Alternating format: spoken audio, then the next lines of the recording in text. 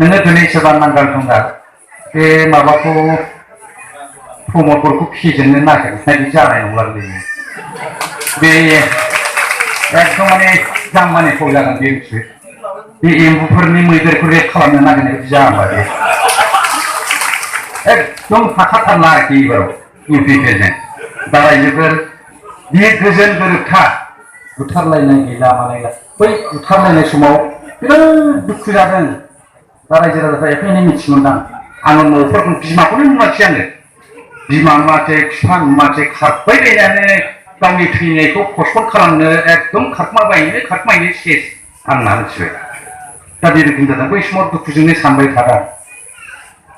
बे बर'फ्रा माबोरै जाबावो सानबाय थायो आरो जाम्बा थांखि बै समाव जुदि मानसियाबो जुदि बिदै दैग्रा मोनब्ला नंबाय थायो मिथिबाय थारमाने जुदि मानसियाबो जुदि बिदै दैग्रा मोनब्ला बर'फ्रा एकदम सेस जोबसिगौमोन मानोना बिदैफोर फुनाय माने माखौबा गिनानै खारनांगौ जायो बिदैखौ फुनाय माने गावजों गाव जोफ्रुलायनानै बिदैखौ बेबायदि जागौमोन आरोखि सिसमिस एरनायानो नङामोन आं बिदिनो जाम्बा जाम्बा सिन्था खालामलाबाय थायोमोन आं मिथिबाय खम जालांबाय खम गाज्रि बोथोर थांबाय दा रायजोफोर गोलाव बुंनो सानाखिसै बेबायदिनो आन्दलनाव लिडारफोरजों खबाय लाग्रा बायदि खिबु थाबाय जायोनो बैसोआ फरायलांबाय आंहा गैया हिनजावखौनो मोजांफोर मोनाखिसै मिथिबाय माने बैसो बावथारनाया हिनजाव मोननाया माने बैसोआथ' बारा जाबाय रावबो गोसोथोला न' गैया बां गैया साख्रि गैया थाखा गैया सोर गोसोथोनो नाथाय सानैसो मानसिखौ क'क्राझाराव सासे हिनजावखौ रायथिबाय नायबोबाय नायखांनानै जि बोरैबा मोनबाय आङो माने लाजानो फसायखायाखै आरोखि आं सानफ्रोमबो माबा रिजाल्ट बिबाय थायो देदो रिजाल्टआ होनलाबाय थायो मिथिबाय थैदो नोंबाय आं मिथिबाय हले आं सानदों आं न'आवबो रायज्लायनांगौ ना न'आव मानसि दं आंहाबो जाथि खुरमा दे होनबालाय बुंनानै थांसैलाय आरो साननै सानथामनि उनाव माबोरै जाखो फंबाय होनला गैसैलाय मिथिबाय दा आंबो गिलायनांबायबो मिथिबाय माने आंहाबोथ' मानसिफोरजों गोसो जानाय अबस्थान गैखाला बुस्थुल' जाथोंसैगोनलै नंलायलांबाय मिथिबाय हिनजावल' जाथारथोंसै नंलायलांबाय मिथिबाय उनावहाय बेनिफ्राय आङो लाबाय एकदम लाबाय लाखांनानै आरो गोसोआ गाज्रि जाबावबाय माने एकदम हिनजावानो नंथार मिथिबाय माने आंनि हिनजाव लानायानो बे हरावहाय मारवारि दखानाव लाइटजों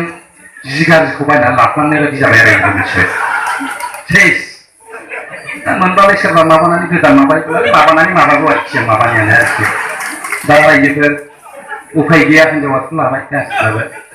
गथ'आबो माबाबाय मोनजेनबाय मोननायालाय बौनि जाजेनबाय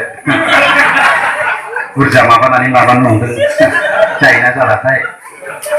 होमबाबो रिन्टासनिफ्राय माबाबाय थानांगौ जाहैबाय गोदानबो मोनखाला दा रायजोफोर बेफोरबायदि दुखु गोनां जालांबाय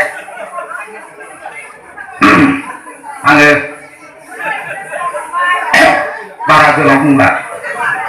रायजोफोर अननानै माबादोल' जिनिसखौ भटखौ होदो मिथिबाय भटआव देरहाग्रोदो बेनिफ्राय देनां खायदा लानानै हरावसो फैसै आङो मिथिबाय लेंहरब्लानो फैगोन आं मिथिबाय खिन्थु भटआ देरहानांगोन मिथिबाय मोसाग्रा थैसाग्रा दामग्रा देग्रा लानानै आं हरावसो फैसै एबाराव मिथिबाय बेबायदि आरोखि सोरबा हिनजावफोरखौ एसे सोमब्रला होनो हागौ खोमा आरोखि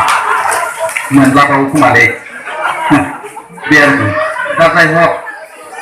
आं दिनै बे मेलनि गेजेरजों बेखौसो खावलायबाय आरोखि रायजोफोर अननानै माबादो आरोखि भटखौ होदो दा जोंहा मा खालामनांगौ जोङो मोजां रोखोमै थांनानै थालायदिनि रंजा मिनि जुलि थांनानै थालायदिनि बेखौनो आं खावलायबाय आरो जोंहा बे आन्दलन समाव दावहायाव जोंहा 5,000 जन जोहोलावफोरा मुंख्लं जालांबाय अबथिरा थैलांबाय दा आं बिसोरखौ एसे गोसोखांबाय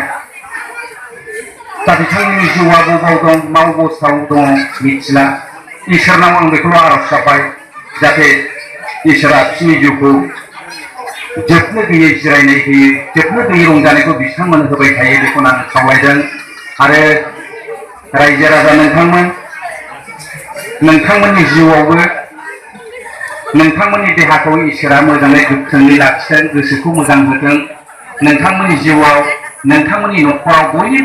बयनिबो जिउआव इसोरनि बोरा बोहैबोबाय थाथों। बेखौनो आं इसोरनाव आर'ज गाबनानै आंनि